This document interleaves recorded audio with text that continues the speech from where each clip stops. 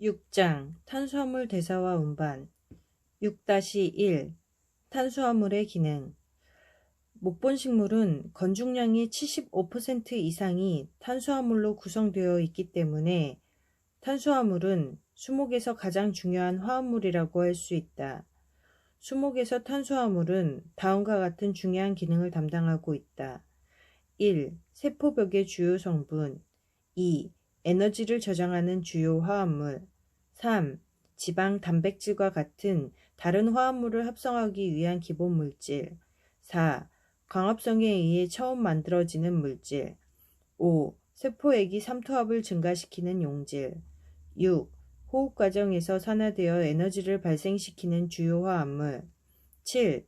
입에서 광합성으로 만든 탄수화물을 뿌리로 안전하게 이동시킬 때 활용하는 화합물 위에서 알 수 있듯이 탄수화물은 수목 생리대사의 핵심을 차지하고 있는 화합물로서 광합성과 호흡을 포함하여 수목이 계절적인 생리현상의 결과를 간접적으로 나타내주는 물질이라고 할 수 있다. 고든 동물의 경우 조직은 주로 단백질로 되어 있고 에너지를 저장하는 수단은 지방질이며 세포액이 삼투압은 주로 무기염료에 의해 조절되는 것이 수목과 비교하여 다르다고 할 수 있다.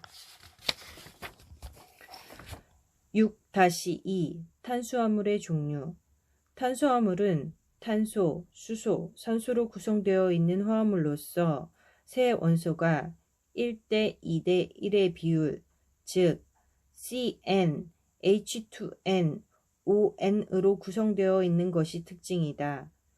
경우에 따라서는 인과 질소를 함유하고 있기도 한다. 목본식물에서 발견되는 탄수화물은 표 6-1에서와 같이 분류된다. 6-2-1 단당류 단당류는 복잡한 탄수화물을 가수 분해할 때 더 이상 분해할 수 없는 상태의 기본 단위로서 알데히드기, 케톤기를 하나 가지고 있다. 탄소의 숫자는 3부터 8까지 있으나 가장 흔한 것은 5개를 가진 5탄당과 6개를 가진 6탄당이다. 단당류는 목본식물 내에 적은 양으로 존재하는데 그 중에서 6탄당인 포도당은 살아있는 유세포 내에 함유되어 있으며 과일 내에 대량으로 있는 경우도 있다. 6탄당인 과당은 과일 속에 많은데 유세포 내에 있으며 단풍나무와 자작나무의 경우 포도당과 더불어 목부의 수액 내에 대량으로 존재한다. 단당류 또한 조효소인 ATP, NAD 등의 구성성분이고 핵산인 RNA, DNA의 기본 공격을 이루고 있으며 광합성과 호흡작용에서 탄소의 이동에 직접적으로 관여한다. 단당류는 물에 잘 녹고 이동이 용이하게 이루어지며 환원당으로서 다른 물질을 환원시킬 수 있다. 6-2-2 올리고당류 올리고당류는 단당류의 분자가 2개 이상 연결된 형태를 가지고 있다. 그 중에서 슈가로스는 이당류로서 포도당과 과당이 결합한 형태이며 올리고당 중에서 가장 중요하다고 할 수 있는데 살아있는 세포 내에 널리 분포하면서 비교적 높은 농도로 존재한다. 또한 대사작용에 중요한 위치를 차지하고 저장 탄수화물의 역할을 하며 사부를 통하여 이동하는 탄수화물의 주성분이다. 메가당은 전분이 분해될 때 생기는데 농도나 기능이 설탕만큼 크지 않다. 3당류인 라피노스, 4당류인 스타키오스, 5당류인 버바스코스는 주로 사부 조직에서 발견되는데 비환원당으로서 농도는 낮은 편이다. 라피노스는 너도담나무의 눈이나 어린 잎에서도 발견된다. 올리고당도 단당류와 같이 수용성이기 때문에 체내에서 이동이 쉽게 이루어진다. 6-2-3 다당류 다당류는 단당류 분자가 수백 개 이상 대부분 직선으로 연결된 형태로서 물에 잘 녹지 않기 때문에 이동이 잘 안 된다. 그 중에서 가장 흔한 것은 섬유소로서 쇠포벽이 주성분이다. 셀룰로스는 지구상 생물의 유기물 중에서 가장 흔한 화합물이며 여러 초식동물이 주요한 먹이가 된다. 셀룰로스는 이웃한 포도당 분자가 직선으로 베타 1-4 연결식으로 사슬 모양을 하고 있는데 200여 개의 사슬이 모여서 미세 섬유를 이루고 목부 조직의 경우 섬유 사이를 리그닌이 채우면서 세포벽을 구성한다. 전분은 목본식물에서 가장 흔한 저장 탄수화물로서 이웃한 포도당 분자 간에 직선으로 알파 1-4 연결식으로 사슬 모양으로 하고 있어서 셀룰로스와 비교하여 공간적 배열이 달라진다. 전분은 두 가지 성분으로 이루어져 있는데 그 함량이 더 많은 아밀로펙틴은 가지를 많이 친 사슬 모양으로 하고 있으며 아밀로스는 포도당이 약 300개에서 1000개 가량 가지를 치지 않은 직선이 사슬 모양으로 연결되어 있으며 점성이 더 크다. 전분은 세포로 이동이 안 되기 때문에 저장되는 세포에서 만들어지는데 여러 층으로 전분잎을 형성하여 축적된다. 목본식물에서 전분잎이 저장되는 부위는 살아있는 유세포가 많이 모여있는 곳으로서 잎의 유세포에 가장 많이 축적되어 내수피 사부조직이 유세포에는 가을철에 많이 축적되며 목부 조직 중에서는 변제 부위 중에 살아있는 세포, 즉 방사선 조직과 종축 유세포에 저장된다. 헤미셀룰로즈는 세포벽이 주성분으로서 1차 벽에서는 전체 구성 성분의 25에서 50%로 가장 많고 2차 벽에서는 30%로 셀룰로이드 다음으로 많은 함량을 보인다.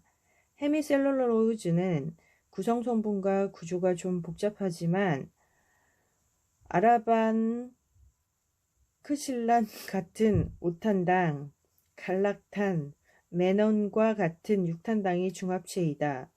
펙틴은 갈락타닉 엑시드의 중합체인데 세포벽이 구성성분으로서 중엽층에서 이웃세포를 서로 접합시키는 시멘트 역할을 한다. 1차 벽에서는 10에서 35%가량을 차지하지만 2차 벽에서는 별로 존재하지 않으므로 목부 조직에서는 함량이 적다. 검과 무실리지도 다당류의 일종으로서 검은 특히 벚나무 속이 나무 기둥에 상처를 받았을 때 밖으로 분비되는 물질이다. 무실리지는 콩과 식물의 경우 콩꼬트리에서 느릅나무의 경우 내수피 그리고 잔뿌리와 표면 주변에 분비되는 물질이다.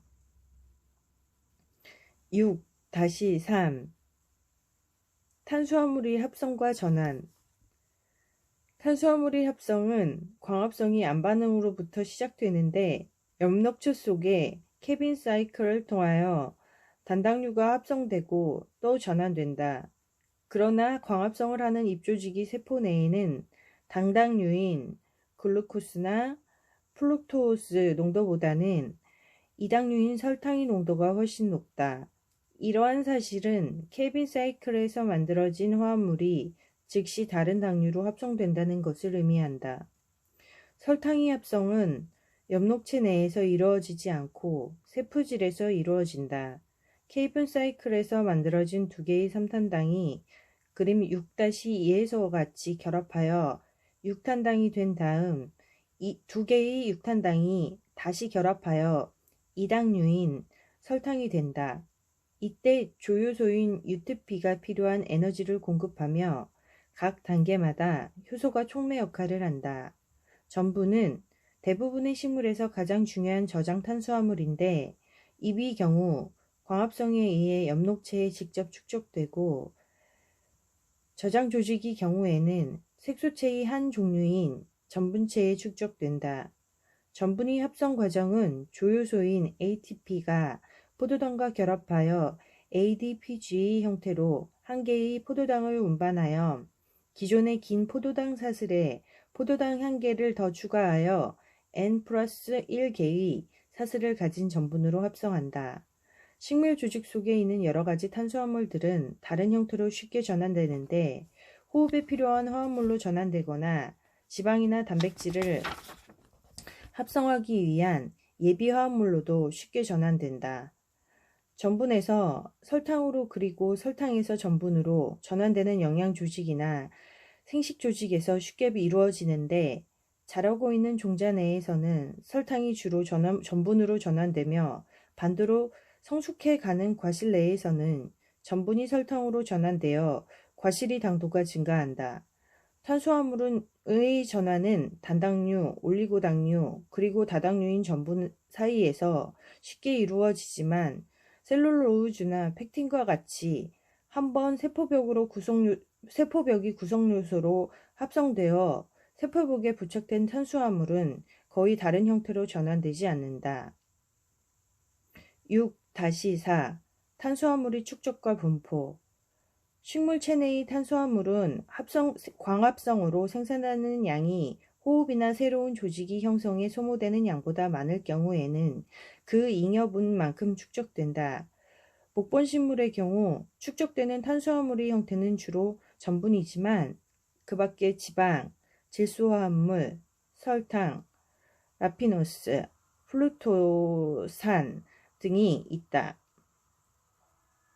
탄수화물을 저장하는 세포는 살아있는 유세포이며 유세포가 분화하는 원형질을 잃어버리거나 죽으면 저장되어 있던 탄수화물도 회수된다.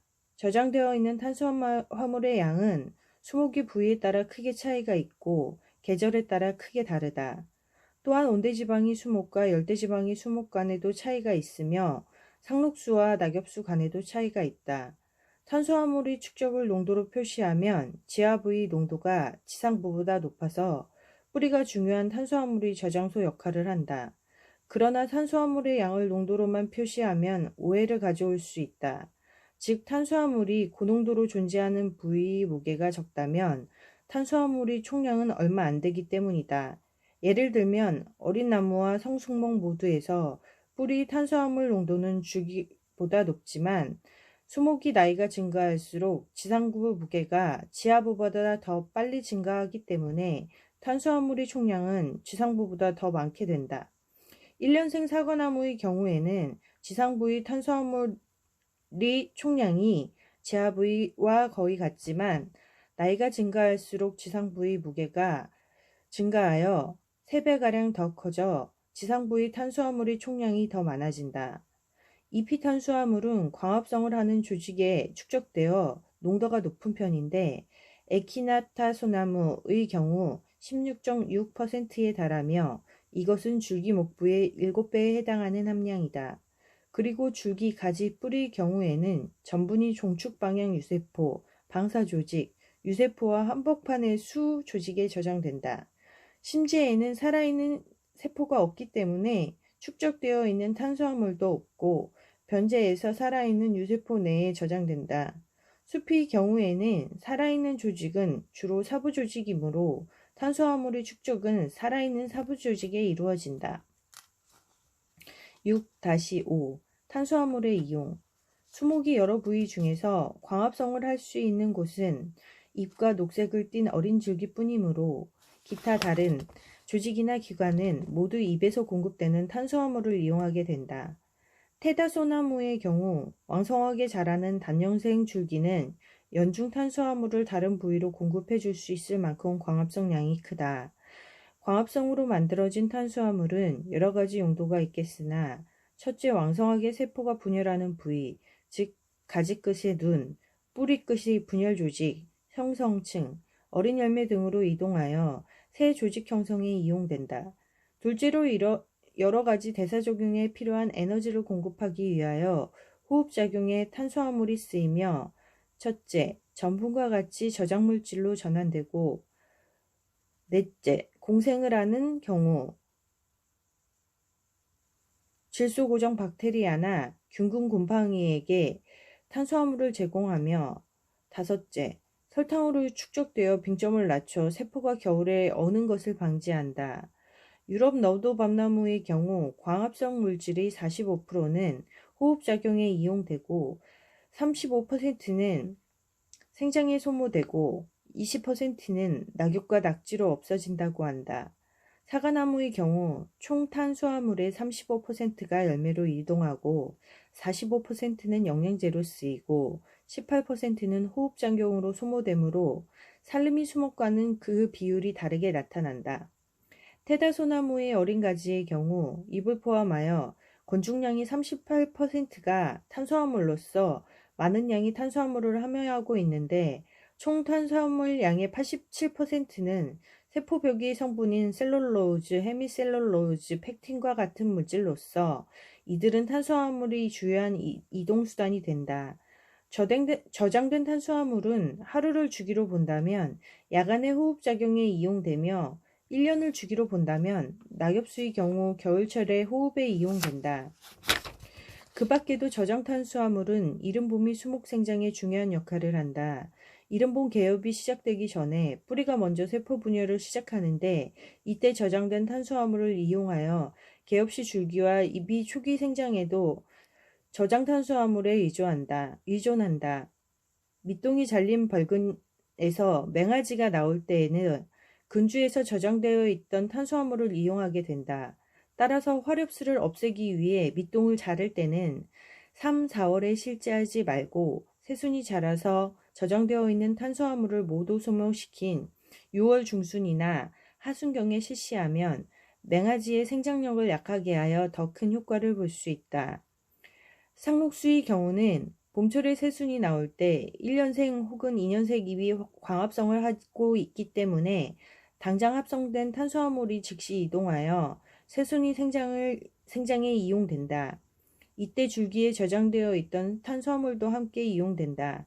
즉, 미송의 경우 봄철에 새로운 줄기가 자랄 때 1년생 줄기의 탄수화물의 농도는 감소하면서 새로운 줄기의 탄수화물이 증가하는 것을 알 수 있고 발산 전나무의 경우 새로운 목소리가 나올 때 새로운 줄기가 나올 때 노엽의 무게가 감소하는 것으로 알 수 있다.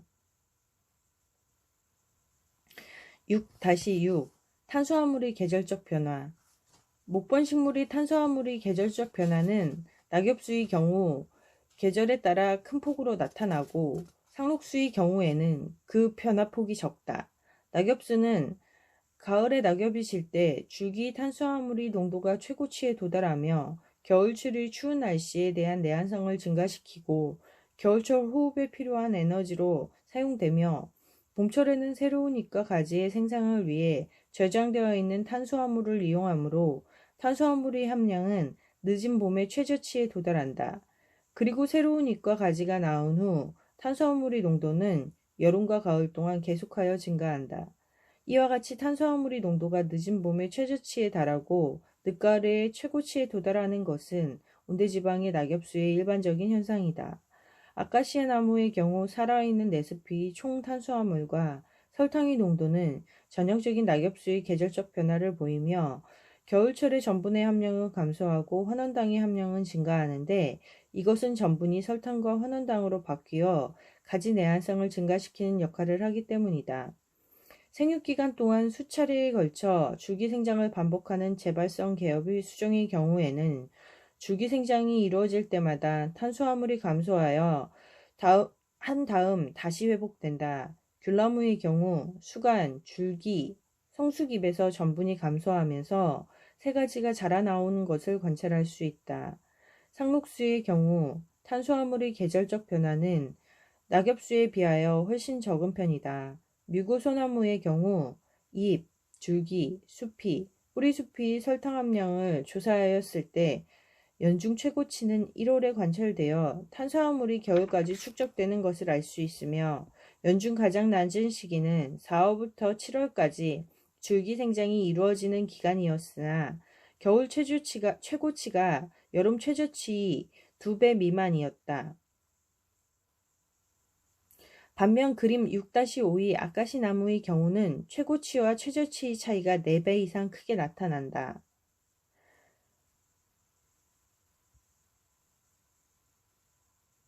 6-7 탄수화물의 운반 관련 조직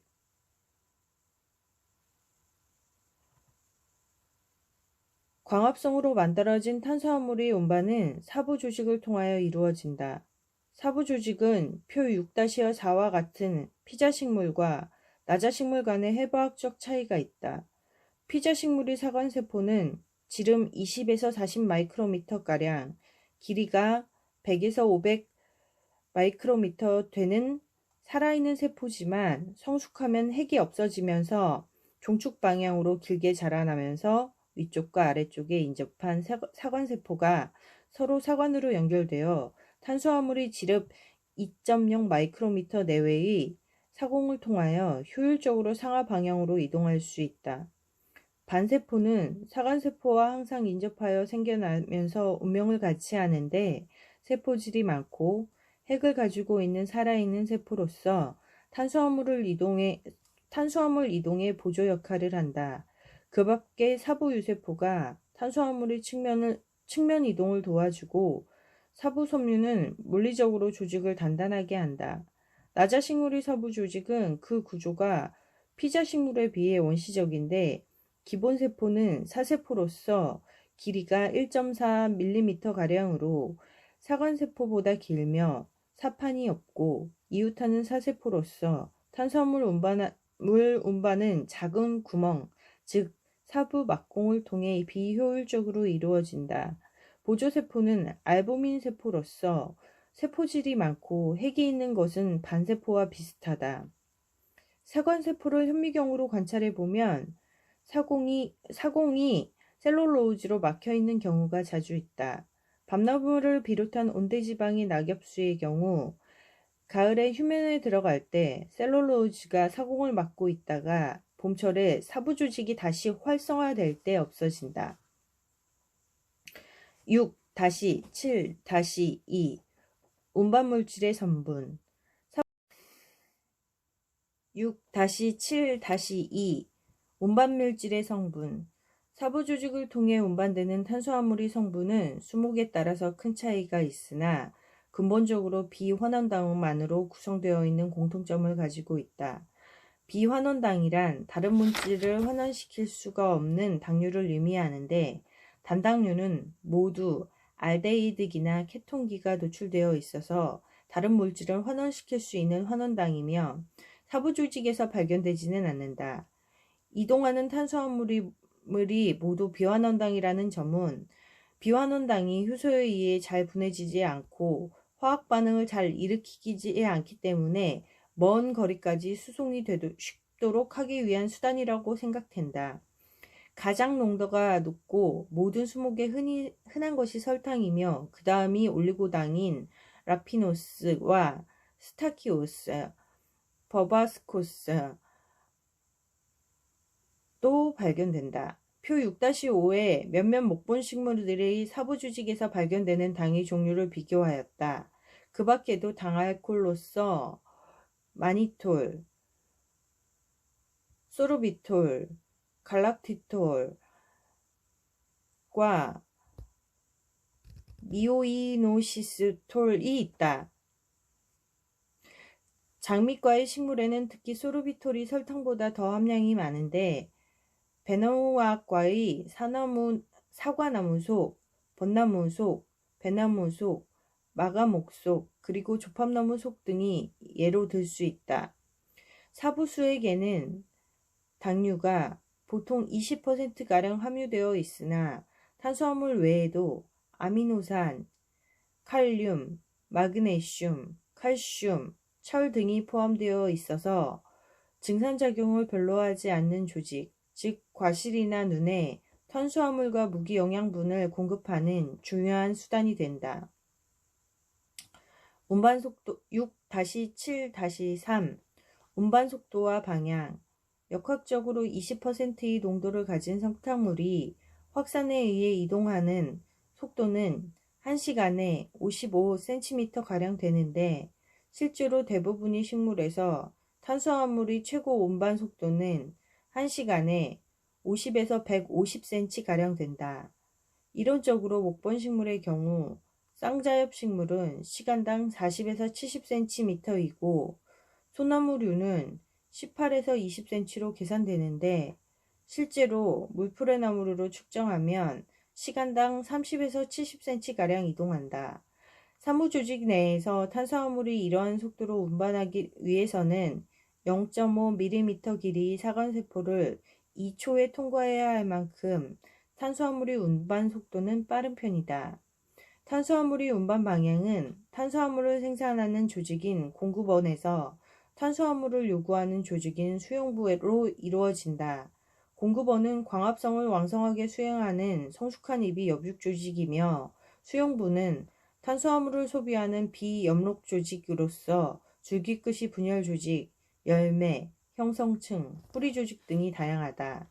온대지방에서 침엽수의 경우 이른 봄에 탄수화물의 주요 수용부는 뿌리인데 동화가 개업하기 전에 뿌리 세포 분열이 먼저 일어나기 때문이다. 동화의 새순이 자라 올라올 때는 주요 수용부는 줄기가 되며 곧이어 형성층이 주요 수용부가 되고 늦여름에 뿌리가 다시 생장을 시작하면서 형성층과 더불어 주요 수용부가 된다. 공급원과 수용부의 위치는 고정되어 있는 것이 아니며 잎이 나이가 열매의 유무에 따라 바뀐다. 미국 적송의 경우 동화에서 새로운 잎이 자라나오는 봄에는 당년색 잎은 주변의 1년생, 2년생 잎으로부터 탄수화물의 공급을 받음으로써 수용부 역할을 하지만 8월에 당년색 잎이 완전히 성숙하면 탄수화물을 수출하기 시작하여 공급원 역할을 한다. 이러한 영향은 소나무뿐만 아니라 잎이 2년 이상 살아남는 전나무, 가뭄비나무 등에서도 해당된다. 화렵수의 경우에도 한 줄기 내에 성숙 정도가 다른 잎들이 있고 새로운 잎이 계속해서 자람에 따라 공급원과 수용부의 상대적 위치가 점차적으로 바뀌어 탄수화물의 이동 방향이 바뀐다. 포폴러의 경우 그림 6-6과 같이 3번의 어린 잎이 밑에 있는 성숙엽으로부터 탄수화물을 받아들이는 수용부지만 자신이 성숙하면 탄수화물을 수출하는 공급원이 되고 줄기가 충분히 자라서 잎이 여러 개 생기면 탄수화물을 아랫뿌리로 이동시킴으로써 탄수화물의 이동 방향이 바뀐다.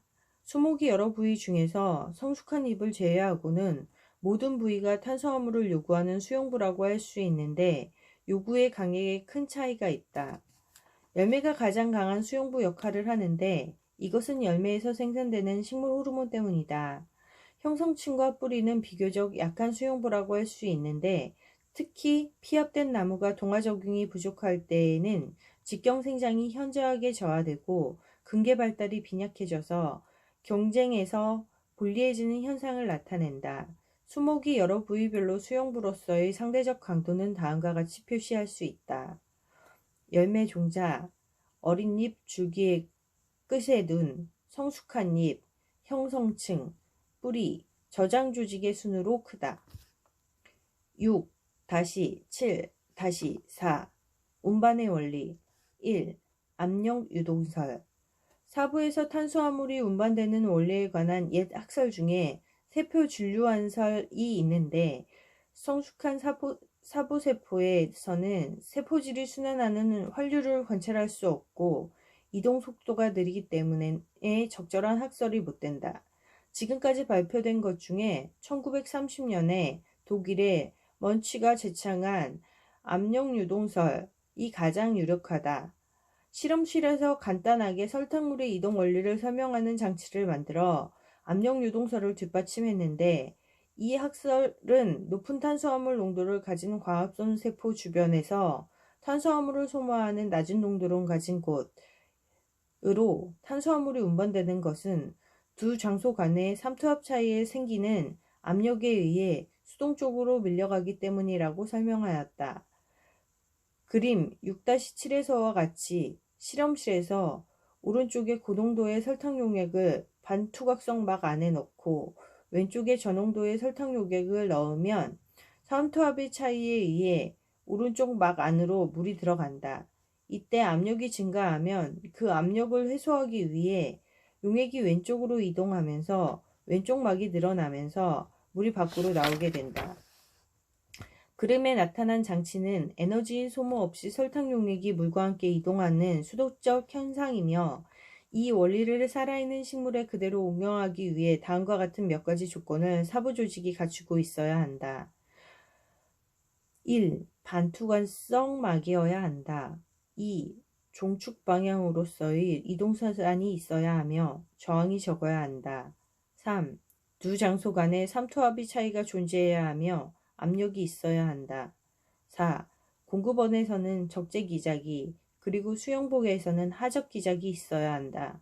위 네 가지 조건은 지금까지 연구 결과로 보아 모두 충족된다고 할 수 있는데, 1의 경우 세포막은 반투과성이라고 해도 아무 문제가 없고, 2의 경우 사관세포의 사공이 평소보다 피단백질로 막혀 있어 저항이 크다는 것은 조직을 채취할 때 내부 압력이 순간적으로 해체되어 나타나는 현상이라는 것이 입증되었으며, 3의 경우 아카시나무의 엽익조직 주변의 사관세포의 삼투압은 마이너스 2에서 마이너스 3.0 메가파스칼 가량 되어 수용부보다 훨씬 낮으며 버드나무도 비슷한 경향을 보인다. 4위 공급원에서 적재현상과 수용부의 하적현상은 멀치의 학설에 포함되어 있지 않으나 최근에 보완된 사항이라고 할 수 있으며, 적재는 설탕의 농도 구배에 대하여 역방향으로 이루어지며 이때 에너지를 소모한다. 온도를 낮추거나 호흡을 억제시키면 적재 현상이 줄어든다. 하적 현상도 설탕의 농도 구배에 대하여 역방향으로 일어나는데, 이것은 수용부에 도착하는 설탕의 농도보다 주변의 저장 농도가 더 높은 경우가 많기 때문이다. 위에서 이야기한 탄수화물의 운반 원리에 따르면 식물은 삼투압 체계를 조성해 놓고 공급원에서 설탕을 계속하여 사부 조직에 적재시키고, 설탕으로 인해 높아진 산투압에 의해서 수분이 사부 조직 안으로 들어와 팽압이 증가하고 설탕을 밀어낸다. 대신 다른 한쪽 수용복에서는 설탕을 계속하여 하적시키면서 두 장소를 연결시켜 놓기만 하면 탄수화물은 집단 유동에 의해 수동적으로 운반된다는 것이다. 따라서 목본식물은 탄수화물의 운반 자체는 에너지를 소모하지 않고 단지 적재와 하적 과정에서만 에너지를 소모함으로써 효율적으로 장거리를 이동시킬 수 있는 방법을 가지고 있는 셈이다. 이러한 높은 운반 효율은 수분 이동 과정에서도 비슷하게 적용된다. 압력 유동설을 뒷받침하는 세 가지 현상이 알려져 있다. 첫째, 사부 수액을 빨아먹고 있는 진딧물이 주둥이를 자르면 사부 수액이 밖으로 배출되어 사부 내에 압력이 있다는 것을 알 수 있다. 둘째, 공급원에서 수용부로 가면서 사부 조직이 설탕 농도가 점진적으로 감소한다. 셋째, 햇빛을 받고 있는 잎에 바이러스가 화학물질을 처리하면 이 물질이 뿌리까지 내려가지만, 그늘의 잎에 똑같이 처리하면 밑으로 물질 이동이 일어나지 않아서 설탕이 단순히 확산에 의하여 이동하지 않는다는 것을 알 수 있다. 2. 압력 유동설의 문제점. 압력 유동설은 비교적 합리적인 내용을 담고 있으나 비교적 두 가지 면에서 문제점이 있다. 첫째는 집단 유동설에서는 모든 물질이 같은 속도로 움직여야 하는데, 실제로 설탕과 물의 이동 속도가 서로 다르다는 점이다. 이와 같은 현상은 아마도 탄수화물이 이동하는 과정에서 수용부까지 가기 전에 중간 지역의 일부가 소모되기 때문일 것이다. 둘째는 탄수화물의 운반은 양방향성을 띠고 있는데, 압력 유동설에서는 한 방향으로만 이동할 수 있다는 점이다. 이와 같은 현상은 한 개의 사관세포 내에서는 한 방향으로만 탄수화물이 운반되지만 다른 부위에서는 반대 방향으로 운반될 수 있기 때문에 압력 유동설을 부인할 수 있는 근거가 되지 못한다.